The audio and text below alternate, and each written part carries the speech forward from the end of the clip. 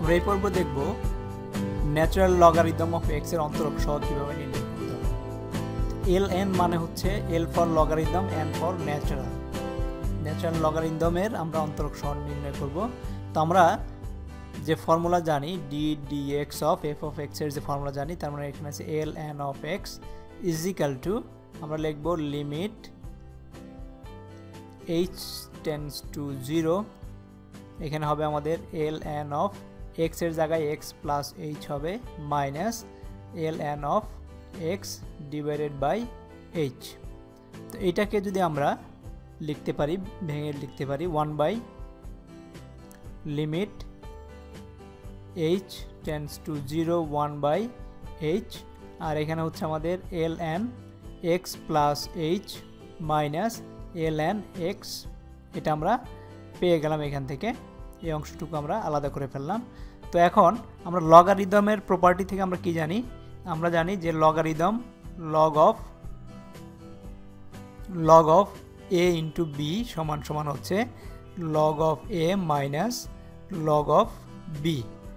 তার মানে হচ্ছে এটা যদি a ধরি আর এটা যদি b ধরি, সরি a ইন্টু b হচ্ছে plus a log of a plus b, আবার log of a divided by b সমান সমান হচ্ছে log of a minus log of b।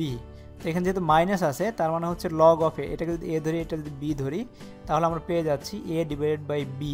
তার মানে আমরা লিখতে পারি limit h tends to 0 1 by h, এখানে হবে আমাদের log of natural log of এইটা a ডিভাইড বাই a হচ্ছে x plus h divided by হচ্ছে x, b হচ্ছে x।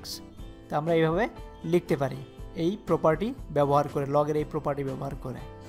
তো এখন আমরা এটাকে যদি আরেকটু ভাঙি, তাহলে আমরা লিখতে পারি limit h tends to 0 1 by h, আর এটাকে আমরা ln, এটাকে আমরা 1 প্লাস h বাই x লিখতে পারি, কারণ হচ্ছে x আর 1 হচ্ছে x প্লাস h, এটাকে যদি আমরা লসাগু করি তাহলে আমরা x প্লাস h বাই xই পাবো। তো সুতরাং এটাকে আমরা এইভাবে লিখবো। এভাবে কেন লিখবো?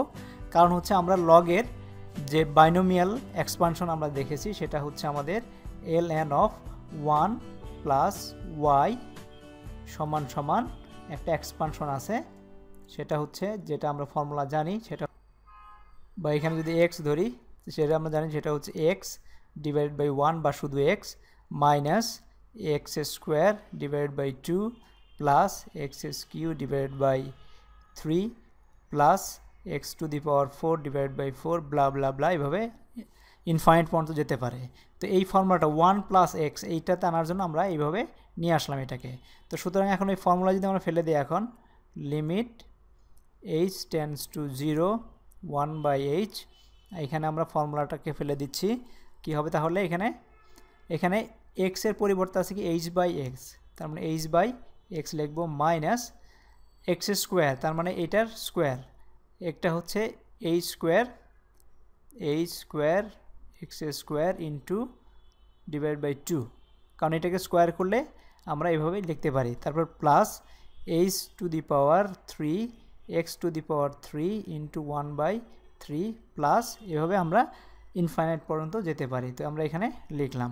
তো এখন আমরা যদি এখান থেকে এইচটাকে কমন নিয়ে ফেলি, একটা এইচ পাবো এখান থেকে, তাহলে হচ্ছে কি limit h tends to 0 1 by h, এইখানে এইচ ইন্টু আমরা পাই 1 by x minus h divided by x square 2x square একবার লিখে ফেলি plus h square divided by 3x to the power q plus up to infinity. তো এখন এইখান থেকে আমরা যদি যেতে চাই, তাহলে এইচ আমরা ক্যান্সেল আউট করে দিতে পারি।